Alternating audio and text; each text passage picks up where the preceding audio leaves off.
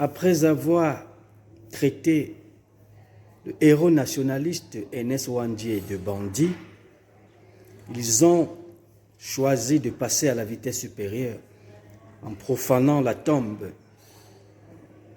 d'Ernest Ouandjé du côté de Bafoussam. Peuple camerounais, je me permets une fois de plus de lever ma voix à celle de l'ensemble des compatriotes camerounais qui, en ce moment donné,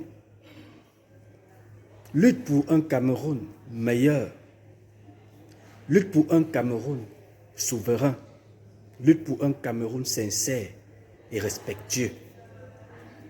Mais avant d'être respectueux, ce Cameroun se doit d'être d'abord respectable à l'égard de l'opinion d'abord nationale et ensuite internationale. Nous ne sommes pas d'ailleurs entièrement surpris par tout ce qui se passe dans notre pays aux heures actuelles depuis janvier 2025 à l'égard de ce que l'élection présidentielle d'octobre 2025 reste et demeure assez sensible et très déterminante pour la nation tout entière à l'égard de ce que le régime au pouvoir RDPC, qui a sans doute pensé pouvoir tromper un peuple camerounais pendant une éternité sans fin, se retrouve en ce moment donné pris en otage par l'intelligence et la sagesse de ce peuple-là qui finalement prévoit de goûter à une ère nouvelle au lendemain d'octobre 2025. Cette position du peuple camerounais qui sans doute inquiète l'ensemble des dictateurs greffés autour d'un régime appelé renouveau qui semble ne pas prendre conscience de ce que le Cameroun reste et demeure une république et non un village, qui semble ne pas prendre conscience de ce que le Cameroun reste et demeure une patrie qui appartient à l'ensemble des Camerounais, quel que soit leur bord politique, quelle que soit leur religion, quelle que soit leur tribu, et j'en passe. Depuis bientôt quelques semaines d'ailleurs, nous faisons face à la montée en puissance des discours haineux à travers les chaînes de télévision nationales d'ailleurs, qui sans doute sont marginalisés, manipulés en même temps par des groupuscules de personnalités en charge des affaires de l'État qui, au quotidien, se cachent dans l'ombre pour applaudir lorsque celles-ci, c'est-à-dire ces médias, distillent des discours haineux ou alors organisent des débats télévisés à caractère haineux.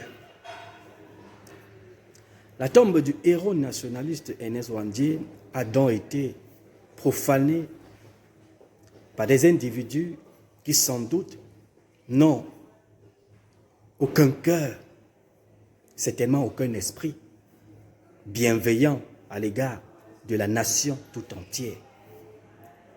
Je me permets tout simplement d'attirer l'attention de ces nombreux Camerounais qui se prêtent au jeu du RDPC à l'égard de ce que un pays qui n'a pas de repère est un pays sans avenir.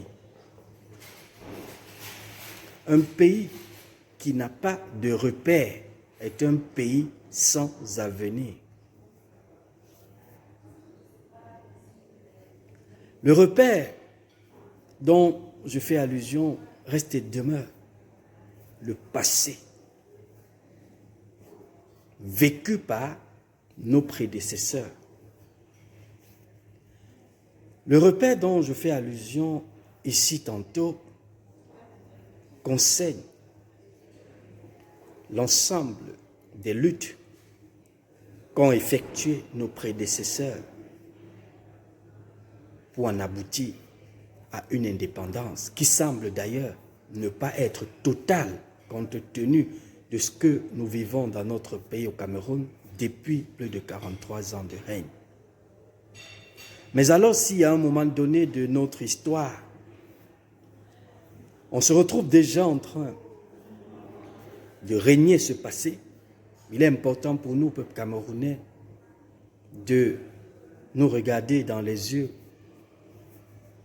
afin de continuer la construction ou alors de penser à la construction de ce Cameroun qui, d'ailleurs, pour certains, semble-t-il en ce moment donné être un village être un royaume. Contrairement à ce que la Constitution, c'est-à-dire cette loi numéro 96/06 du 2 juin 1972, qui a été d'ailleurs promulguée par nos prédécesseurs, par ces personnes-là qui, hier, compte tenu de leur victoire, ont réussi d'ailleurs à nous garantir un avenir. Même si aujourd'hui, entre autres, cet avenir reste beaucoup plus incertain pour d'entre nos chers compatriotes, mais il n'est pas superfétatoire de rappeler que nous devons impérativement du respect à ceux-là qui nous ont précédés, ceux-là qui ont lutté pour notre indépendance, même si aujourd'hui, cette indépendance reste et demeure déguisée. Une fois que je l'ai dit, je me permets donc d'entrer dans le but du sujet.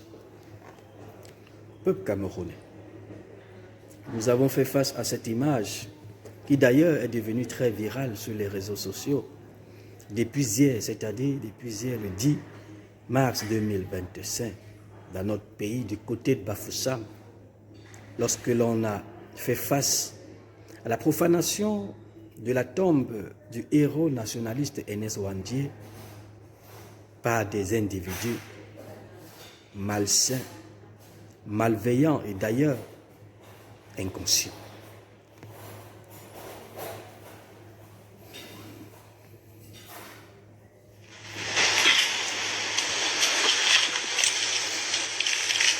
Et voilà, merci. Nous sommes aujourd'hui le 9 mars 2025. Nous sommes venus ici pour rendre un hommage au leader nationaliste Ernest Ouandié, tombé le 15 janvier 1971 sous les balles de la soldatesque du président Ahidjo, fortement appuyé par la France. Nous sommes ici pourquoi? Nous sommes ici parce qu'une actualité récente donne la parole à des personnes très élues. Dans l'une d'elles, le nommé Elingi Lobé a cru devoir tourner en dérision la mémoire du héros national en le traitant de bandit. Je pense que c'est une insulte, non pas seulement au héros, mais à l'ensemble de la population du Cameroun qui souffre de l'opacité qui entoure une partie de son histoire. Et je pense que des personnes qui tiennent ce genre de discours doivent être hors d'état de nuire. Et je plains les médias qui donnent la parole à des personnes qui viennent déverser les venins de la haine sur les antennes et polluer en même temps la jeunesse tout en déformant et en intoxiquant. C'est le lieu pour moi de rappeler que Ernest Ouandié, M. Ahidjo, Ruben Oumyobé, Mounier et d'autres héros nationalistes ont été réhabilités par une loi qui date de 1991. À ce titre, traiter le héros nationaliste comme ce monsieur l'a fait, c'est une violation de la loi. Et je pense qu'il est du devoir de la responsabilité des pouvoirs publics, du CNC, de remettre de l'ordre dans ces cafés-là, en disant que tout est secret. La mémoire de Ernest Ouandié doit être réhabilitée.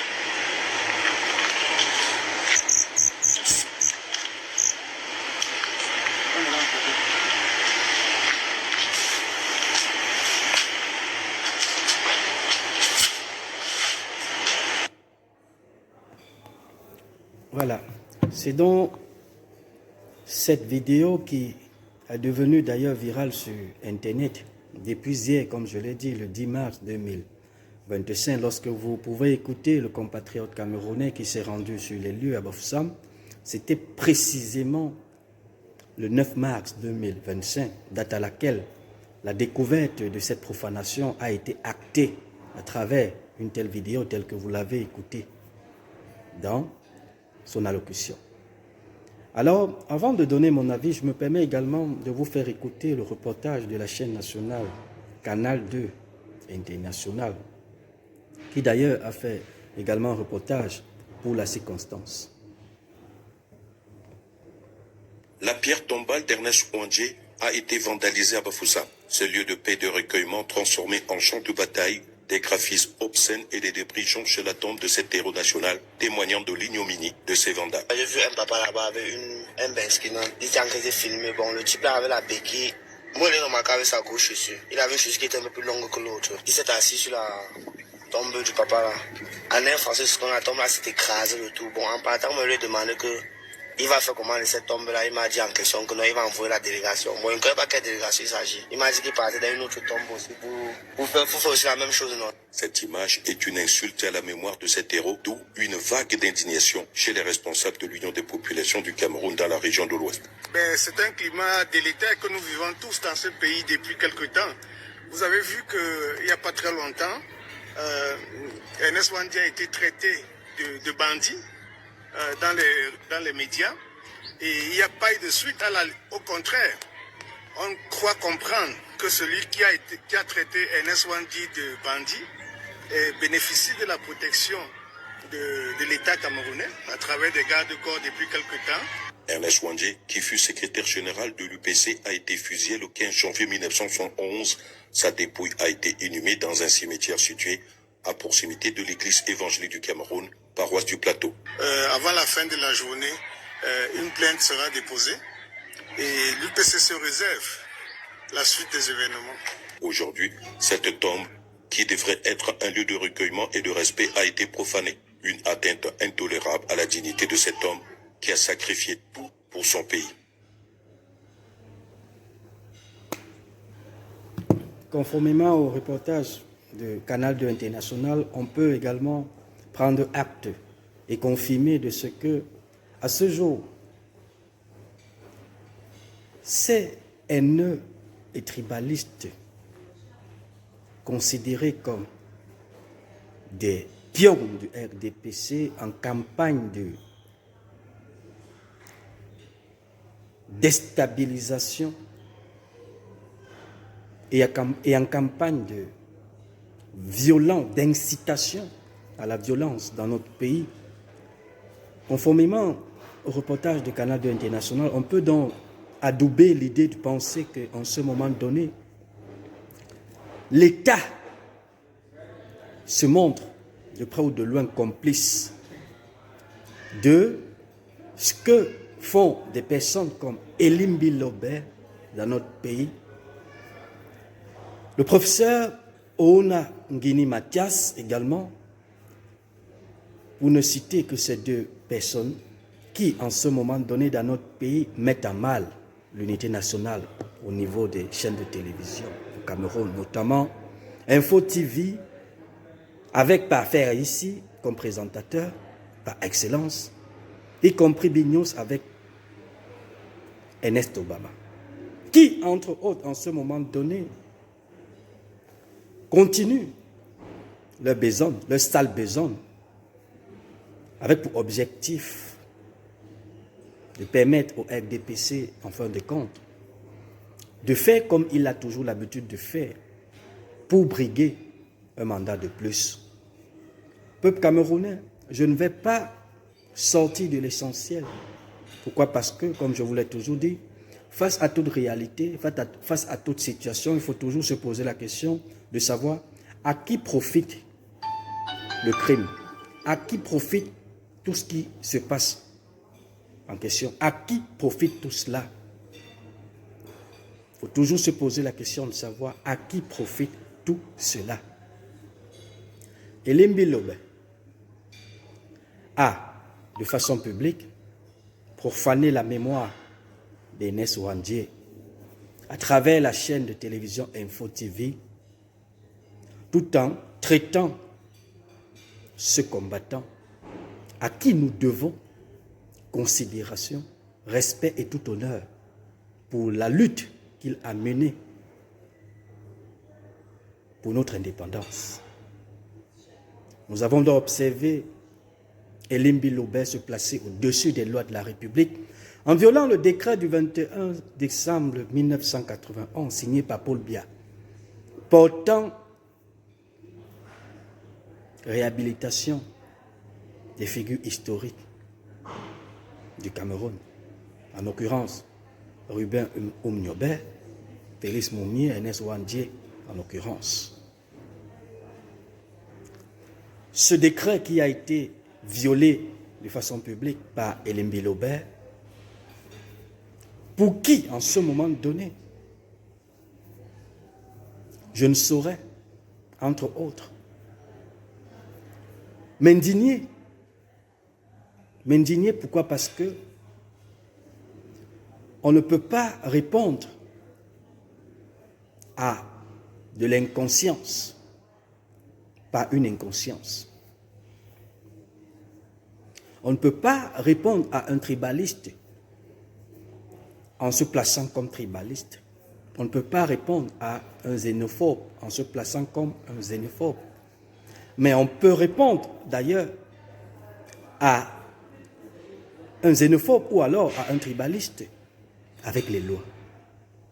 Lorsque l'on est dans un pays, lorsque l'on est dans une république, sauf si on a cessé d'être une république, dans ce cas-là, on peut se retrouver en train de se répondre mutuellement en prenant des mêmes postures. L'État du Cameroun, à ce jour, continue de protéger cet individu qui met à mal l'unité nationale dans notre pays. Nous avons fait des sorties pour interpeller, même entre autres le CNC, tel que vous avez écouté dans le reportage de Canada International. Et ce CNC qui, par le passé, a pris l'habitude de bondir sur des chaînes de télévision comme Equinox, lorsque celle-ci essayait de présenter les faits ou alors les réalités de la nation, tout en mettant le FDPC face à ces résultats catastrophiques. Ce CNC qui a pris l'habitude par le passé de sanctionner même les journalistes qui, dans l'exercice de leurs fonctions, témoignaient de leur professionnalisme et de leur sens à toujours rendre compte au peuple camerounais en toute impartialité et dans la vérité des faits. Ce CNC qui, en ce moment donné, devient complètement aveugle aux yeux de la nation. Ce CNC qui témoigne de son silence, adoubant entre autres l'imposture et l'ensemble des faits posés par ces xénophobes et ces tribalistes à travers les chaînes de télévision. On peut donc, ensemble, le peuple camerounais, prendre acte de tout cela. Nous avons donc, conformément toujours au reportage de Canada International, été notifié de ce que depuis la sortie d'Elimbi Lobert, il est par ailleurs gardé par des hommes qui certainement assurent sa sécurité. Une façon de démontrer au peuple camerounais que l'État, dans son ensemble en ce moment donné, protège celui-là qui a violé la loi, qui a violé le décret signé par le responsable de cet État en ce moment donné, en la personne du président Paul Biya.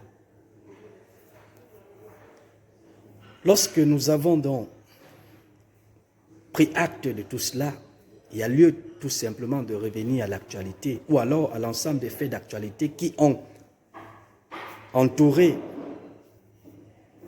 la vie de notre pays au lendemain des déclarations d'Elimbi Lobert. Nous avons également, autant que faire se peut, présenté à l'opinion nationale et internationale l'histoire réelle de notre pays à travers des vidéos que nous avons ensemble. Quand je dis ensemble et quand j'emploie le terme nous ici, il s'agit de l'ensemble du peuple camerounais conscient de la nation, conscient de cette nationalité qui semble être aujourd'hui pour certains